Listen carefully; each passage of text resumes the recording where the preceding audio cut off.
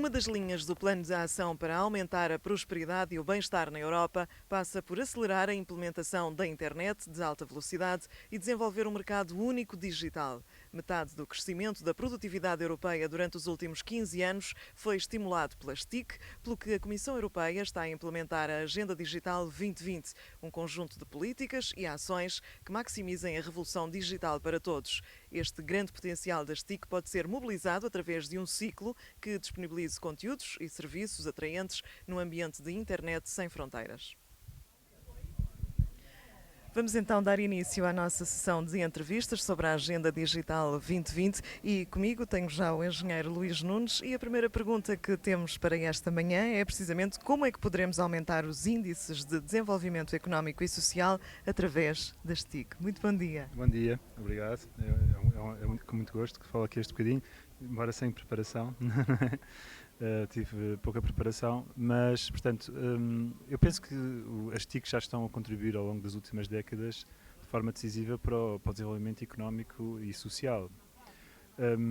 Eu tive a ocasião de acompanhar por perto o desenvolvimento do Plano Tecnológico da Educação e que à partida eu considero, obviamente, como boa medida, que foi dotar de todas as escolas dos meios informáticos adequados à formação dos alunos. Mas eu penso que a revolução que mais me impressiona, e sendo pai de uma criança de 10 anos e de outra de 13, é que nós já quase nem precisamos disso, porque não precisamos estruturar muito a procura, digamos, a literacia digital dos nossos filhos, porque eles próprios são capazes. Eu devo olhar para si.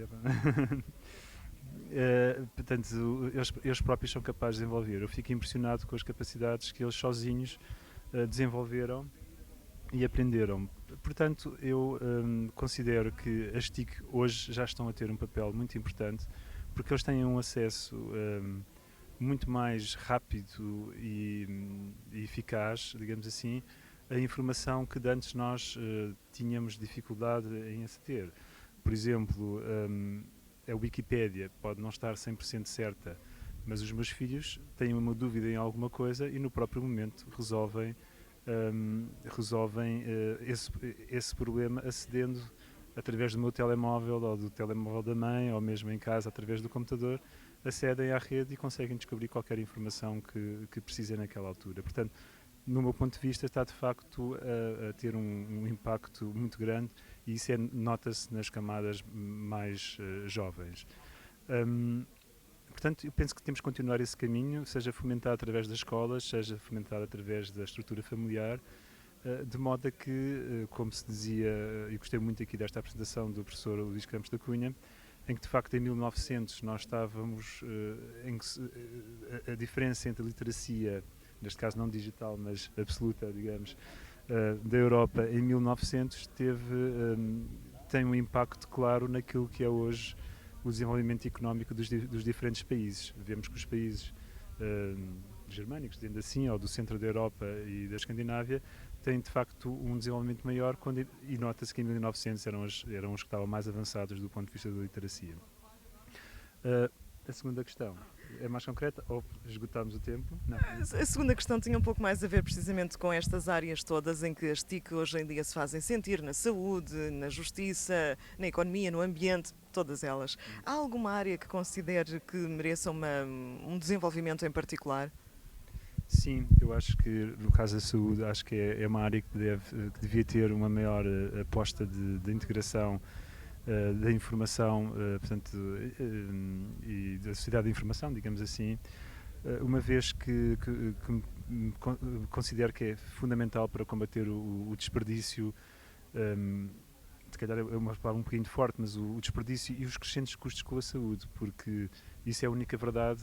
E se existem muitas previsões que é difícil fazer, na saúde não é difícil fazer a previsão de que cada vez vamos gastar mais, porque cada vez vamos viver mais, e isso é muito bom. Cada vez vão haver mais drogas que nos permitem prolongar a vida e cuidar e cuidar de nós. Isso obviamente implica muitos maiores custos. E só é possível travar um pouco essa escalada, digamos assim, através de facto de medidas de eficiência para as quais as TIC são absolutamente fundamentais. Eu penso em por exemplo, na partilha de exames de diagnóstico, parece uma coisa muito simples, certo? Mas que ainda não é conseguida. Ou seja, eu se tiver de férias no Algarve e fizer um raio-x, certo, ele se calhar até já é digitalizado, mas depois o médico, eu volto para casa, volto para Oeiras e faz-me outro porque não teve acesso a ele se eu não o trouxe. E que hoje em dia já é comum não se trazer. Isso, por exemplo, faz muita confusão. Ao nível dos sistemas de informação, de suporte, digamos, também me parece que é absolutamente fundamental que o Ministério da Saúde possa conhecer o que é que são as estruturas de custos, como é que é realizada a despesa nos hospitais, e isso hoje em dia é inviável. Portanto, só é feito através de folhas Excel, que eu acho que é inaceitável, portanto, parece-me que é uma área em que claramente pode avançar. Também acho que a área da justiça é vista sempre como um grande problema. Eu acho que o problema da justiça não está no processo, acho que está sobretudo mais na área das leis e das garantias que são dadas, e temos que refletir muito sobre essas garantias, porque também não as queremos perder, mas por outro lado elas de facto atrasam muito a justiça.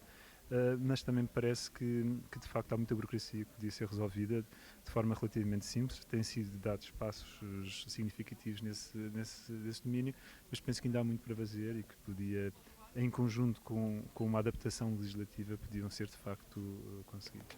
Está bem?